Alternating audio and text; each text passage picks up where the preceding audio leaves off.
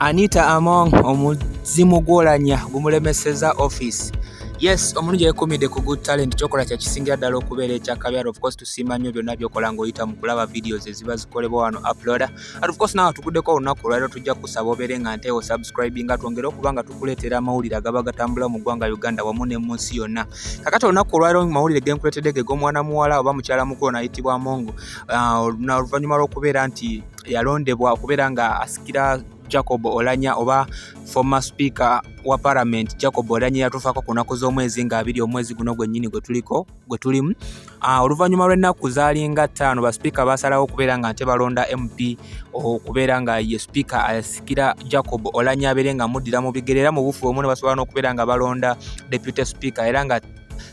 tayebwa yasobola okubeera nga alondebwa mu kya deputy speaker wabula omukyala ayitibwa Anita avuddeyo n'abeera nga nte yagamba nti ye tagenda kubeera nga nte ayingira okubeera nga emirimu gyagikolera mu office eno eyali eya speaker Jacob Oulanyah olw'ensonga ezimu zaawadde. Avuddeyo n'agamba nti ye agenda kubeera nga asigala mu office ye oba sinakindi tagenda kubeera nga akozesa yadde ekintu okuva mu office ya Jacob Oulanyah olw'ensonga zalese zengenda okubeera nga nkugamba. Anita yagamba nti no okubeera nga akolera mu office empya tekigenda kubeera nga kimuleetera okubeera nga feelinga comfortable oba kwegamba tajja kuba nga awulira bulungi. Ye agamba nti tayagala kubeera nga nte abaako memories ez'ennaku zajjukira ku mwami ono ayitibwa Jacob Oulanyah era avuddeyo n'abeera nga agamba nti ye tagenda kubeera nga akozesa office eyo kubanga bingi nnyo ebijja okubeera nga bimulemesa emirimu okuli okubeera nga nte memories ezisinga zijja kubeera nga zimujjira ezikwatagana ku mugenzi ono Jacob Oulanyah era avuddeyo n'abeera nga agamba nti ye bwe kuba nga kukola mirimu gino ejjawa speaker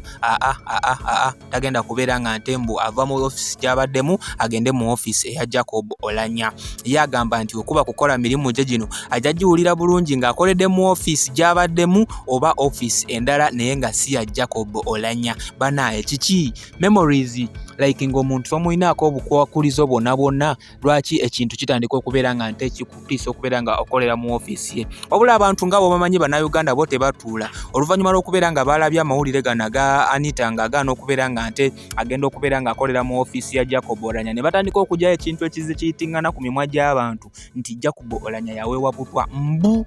era abasinga bagambye nti kati nno kyeraze lwatu mukyala mukulu ono Anita Among ayinza okubeera nga y'omu ku baali mu lukwe olwaweebwa Jacob Oulanyah obutwa nga bwe kigambibwa nti mwana mulenzi ono oba musajja mukulu ono yaweebwa butwa era abantu abasinga bazzi ne babeera nga bagamba nti no smoke without fire. So kakati bano balinganga abagamba nti olaba atidde office eyo waliwo ekirina okubeera nga kyakolebwa ate nga yali omu ku kyo. Abamu ne bagamba nti our new chairperson behave like that only to realize that he is a great witch. Kwegamba nga bano bagamba nti chairperson alondeddwa alinganga kwegamba eyekkiririzaamu nti nno oba amaze ne yeezuula nti nno y'omu ku balozi abasingira ddala okubeera ab'enjawulo mu ggwanga lino. Abamu ne babeera nga bavaayo ne bagamba my lord I wonder kwegamba nga bwewuunya omuntu okubeera nga nte ggwe mu gavumenti tekibangawooko okubeera nga bakulonda nga speaker n'ogaana okubeera ng'okolera mu office speaker gy'alina okubeera ng'abeeramu ng'ogamba nti no ggwe oyagala ndala. Abalala ne bajja ne bagamba nti just I knew bano bo nga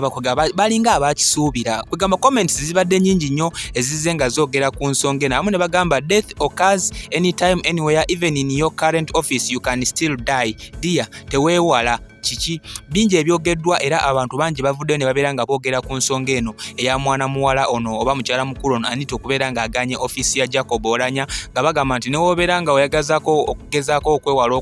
okufa kutuukawo buli ssaawa buli wamu era togezaako n'obeera ng'olowooza nti no mu current office gy'onaaba ofunye nti ogenda kubeera nga weewaze kufa. Fonaawo sigenda kubeera nga nsukkawo okujjako okubeera nga nte yes nkwerekereza mukwano gwange n'okubeera nga nkuleetera amawulire amalala agasingako kwago obeere nga nte buli kimu kikutambulira bulungi. Nja kusaba obeere nga osubscribinga wano ku good talent buli kimu kisobole okubeera nga yes kitambula maliddadi sana. For now, bye.